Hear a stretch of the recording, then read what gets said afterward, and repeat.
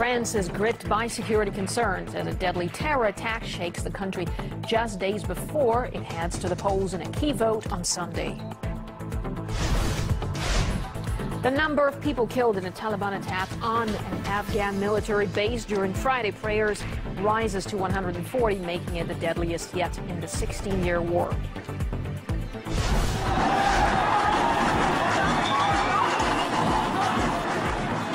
Clashes erupt in Cologne, where protesters oppose a convention being held there by the Alternative for Germany party, known for its strong criticism of the government's refugee policies.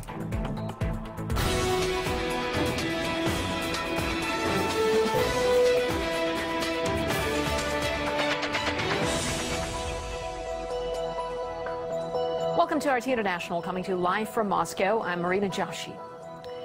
It's a day of silence in France, ahead of Sunday's presidential election, the final stages of which have been overshadowed by a deadly terror attack, which claimed the life of a police officer. The incident has once again stoked concern over security in the country, as RT's Charlotte Dubinsky has been finding out.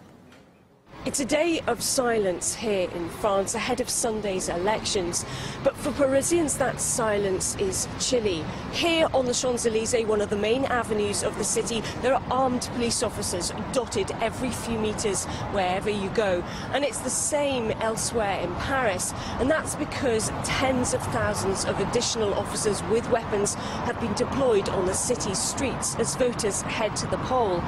This city feels like it's on lockdown, and the tension following Thursday's attack is still palpable. But don't be afraid. That's the message from the government. On the eve of a major event, I call on the spirit of responsibility and dignity of everyone.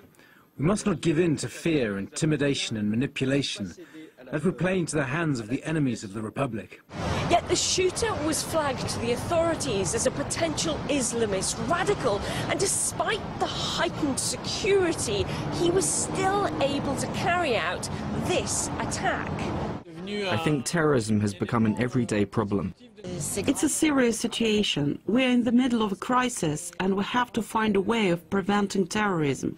I'm deeply concerned about the terror threat, and I think everyone in France is worried. We are having the impression that nothing is done, because it happens again and again and again, you know, and no solution is found against these attacks.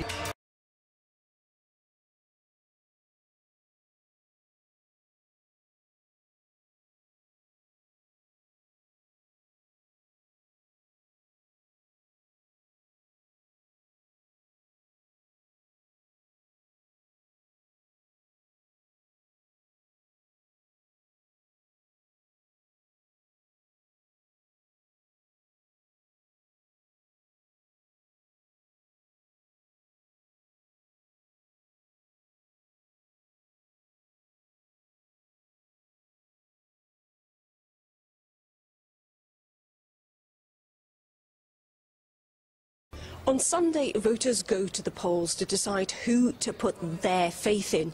This voting station stands in the shadow of the Bataclan, where 90 people lost their lives when gunmen opened fire at a concert. But no matter where voters go to cast their votes this weekend, they will all share one thing in common: a resolve that this can never happen again, and that their next president must keep this country safe. Charlotte Dubinsky, RT, Paris.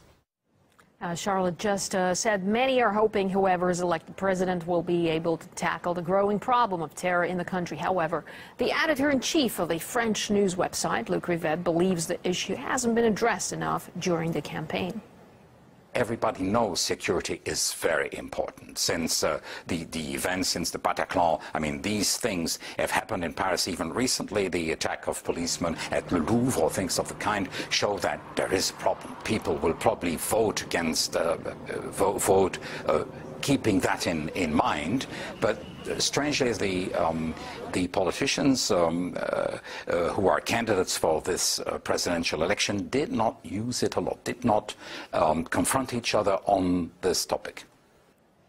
And these are the latest pictures from Paris, where crowds of trade union members have gathered. A day before the first round of the presidential vote, protesters say they want to send a clear message to the future leader that the trade union movement is not dead.